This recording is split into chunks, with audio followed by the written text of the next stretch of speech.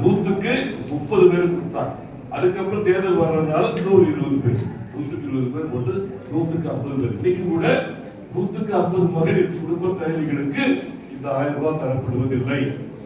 அண்ணன் எடப்பாடியார் வரும் பொழுது அனைத்து குடும்ப தலைவிகளுக்கும் முதல் விலக்கு 2000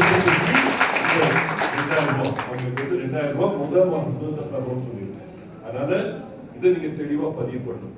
அதே போல இப்ப நம்ம சொன்ன 10,000 ரூபாய்க்கு அவங்க என்ன கவுண்டர் பண்றாங்கன்னா 8,000 ரூபாய்க்கு கூப்பன் அப்படிங்கிறாங்க. இந்த கூப்பன் அப்படின்றது எப்படி தரப்படும், என்னைக்கு தரப்படும், அதுல போய் நீங்க ஃபேன் வாங்கலாம், மிக்சி வாங்கலாம், கிரைண்டர் வாங்கலாம், நீங்க ஃப்ரிட்ஜ் வாங்கலாம், ஏசி வாங்கலாம், இந்த மாதிரி தெலுங்கு காட்டுறாங்க.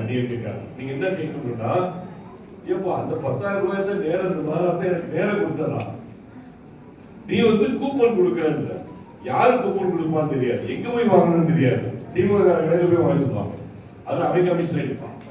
இந்த மாதிரி பிரச்சனைகள் இருக்கிறாங்கன்னா இது ஹார்வர்ட் பல்கலைக்கழகம் கண்டுபிடிச்ச விஷயம்.